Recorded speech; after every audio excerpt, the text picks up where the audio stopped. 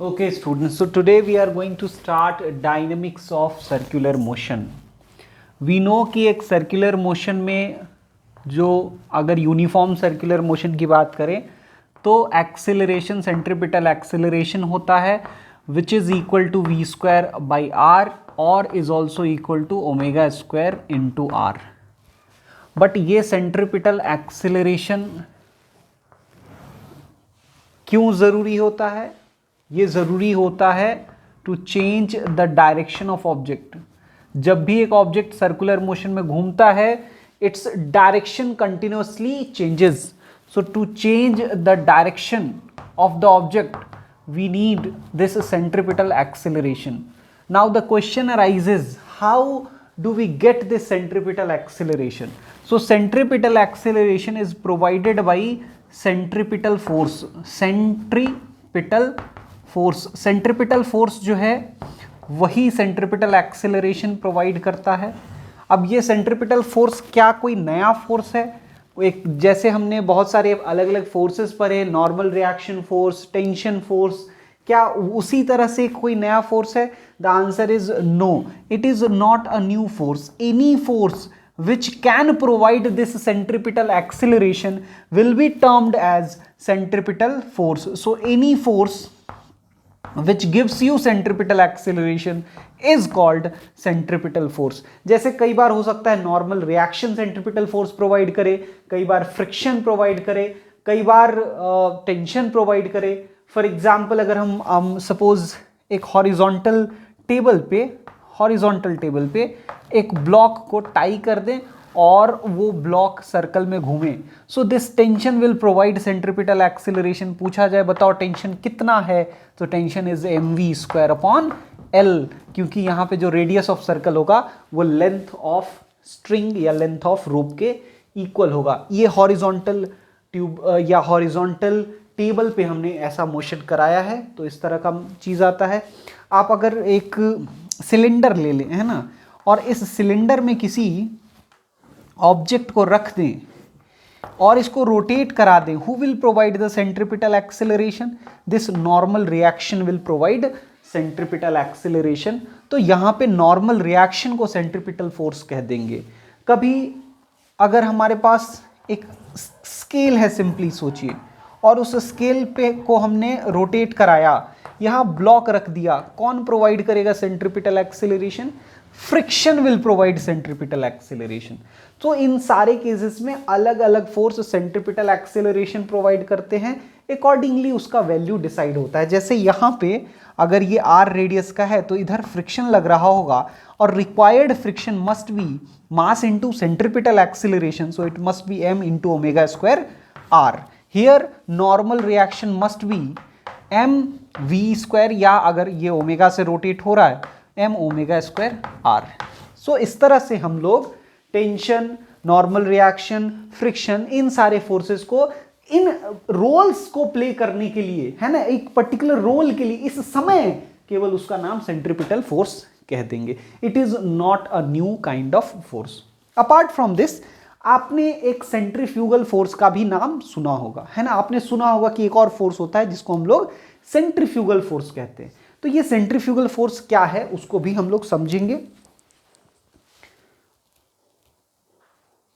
है ना. अब हम लोग देखते हैं सेंट्रीफ्यूगल फोर्स क्या है. ठीक है, सेंट्रीफ्यूगल फोर्स समझिए. ये सेंट्रीफ्यूगल फोर्स जो होता है वो एक स्यूडो फोर्स होता है. क्या होता है? Pseudo force.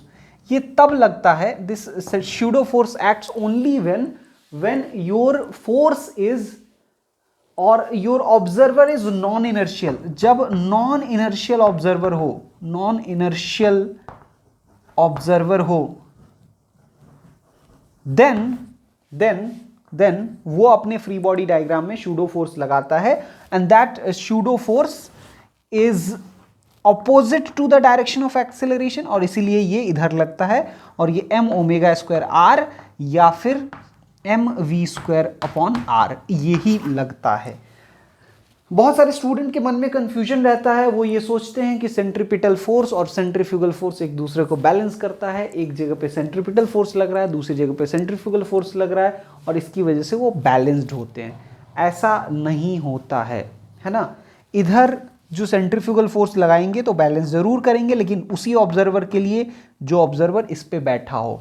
अगर बाहर से आप देख रहे हो, अगर आपको सर्कुलर मोशन दिख रहा है, इन दैट केस आप सेंट्रीफ्यूगल फोर्स नहीं लगाएंगे, you will only apply all the forces, और उसका जो net resultant towards the centre होगा उसको आप कहेंगे it is equal to mass into centripetal acceleration. I hope this much is clear, इतना लिख लीजिए।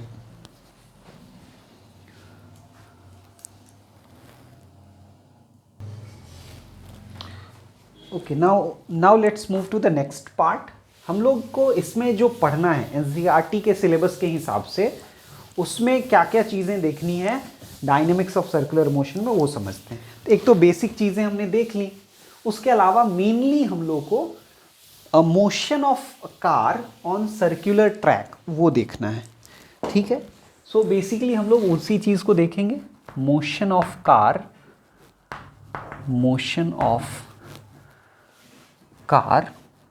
On circular track. Circular track पे मोशन ऑफ कार कैसा होगा वो हम लोग देखेंगे।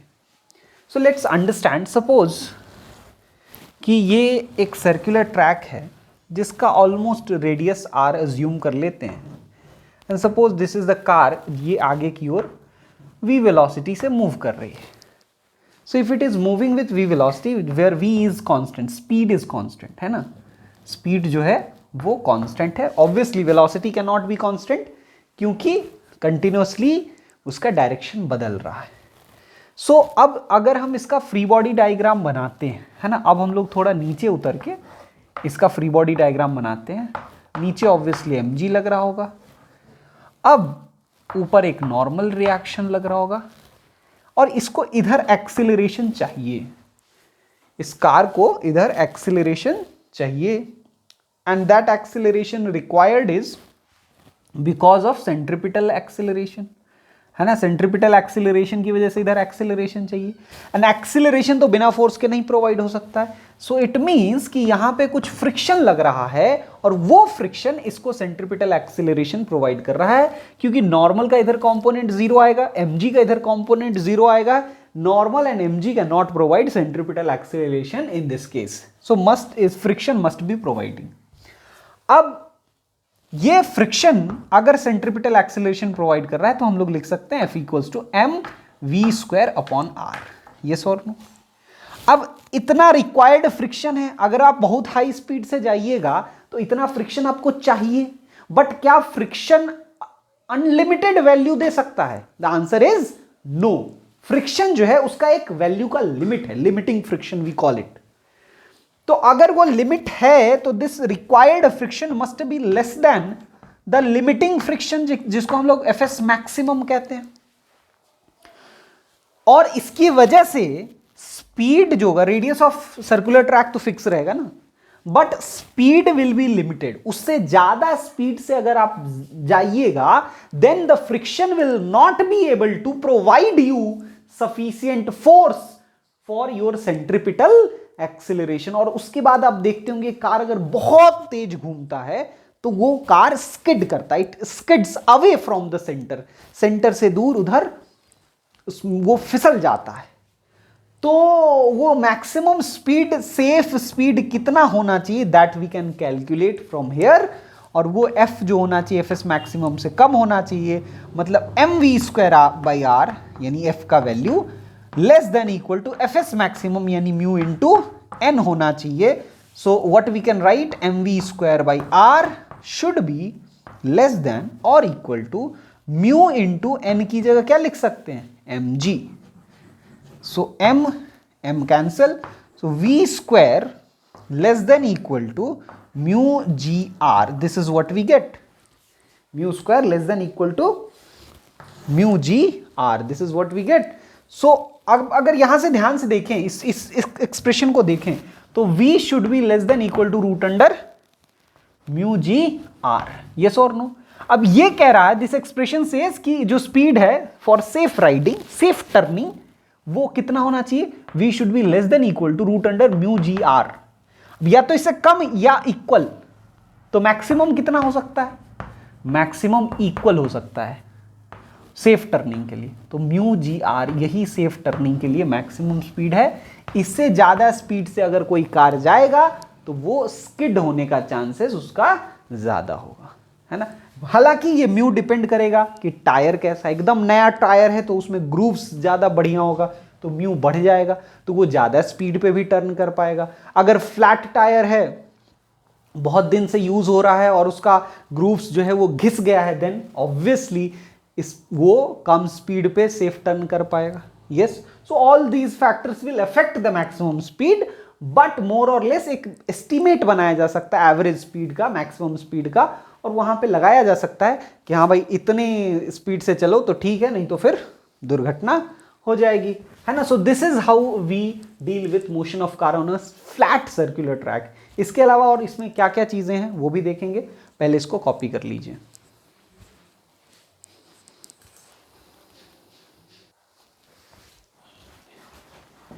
Okay, now let's move to the next part. अगर आपने सर्कुलर ट्रैक देखा है रोड्स के, so you must have seen कि वो सर्कुलर ट्रैक्स कुछ इस तरह से होते हैं, ऐसे। They are having a wedge shape, है ना, ऐसा सर्कुलर ट्रैक होता है, ऐसा सर्कुलर ट्रैक होता है। Why it is like this? For safe turning. Flat road अगर सर्कुलर ट्रैक हो, we have seen only force which can provide centripetal acceleration is friction, but for centripetal acceleration friction is not very reliable force. Why?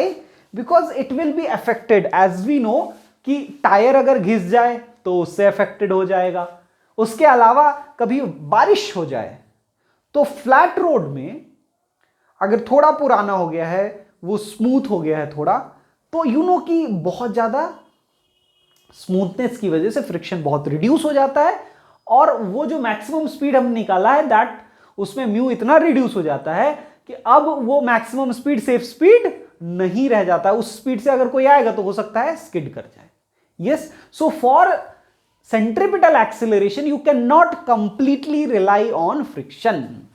तो अब क्या करना होता है, हम लोग ऐसा वेज बना देते हैं उसको, और इस तरह के शेप को बनाने को ही हम लोग बैंकिंग ऑफ रोड कहते हैं। क्या कहते हैं? बैंकिंग ऑफ रोड, रोड की बैंकिंग, बैंकिंग ऑफ रोड। कैसे बैंकिंग करते हैं? तो बस ऐसे ही शेप बना दिए, बैंकिंग हो गया। अब इसके ऊपर अगर कार है तो car will experience one force mg downwards, normal reaction in this direction. So now this normal reaction will have one component perpendicular and one component in this direction. And if it is theta, you can actually prove that this is theta, this 90 theta, this is theta, this is theta, this is theta, this 90, this is theta. You can prove that this angle is theta. And if it is so, then this component will become n cos theta, और इधर हो गया n sin theta. अभी जो case consider हम लोग करने जा रहे हैं, in that we are not considering friction, है ना, फ्रिक्शनलेस बैंकिंग देख रहे हैं। फ्रिक्शन होगा तो कुछ और एक्स्ट्रा स्पीड मिल जाएगा हम लोग को, बट अभी केवल banking of road without friction देख रहे हैं। एक बार इसके बाद हम लोग banking of road with friction भी देखेंगे। तो अब क्योंकि फ्रिक्शन नहीं है, only n sin theta has to provide centripetal acceleration, so let's write the equation n cos theta equals to mg, n cos theta equals to mg, क्योंकि ये equilibrium है, यस और नो, और n sin theta equals to mv square upon r, क्योंकि acceleration इधर ही है, v square by r acceleration चाहिए, so net force must give mass into centripetal acceleration. अब बस इसको डिवाइड कर देना है, tan थीटा आप लिख सकते हैं sin theta by cos theta, है ना, दिस बाई दिस कर दे रहे हैं, so it will come m cancel हो जाएगा, v square upon R G.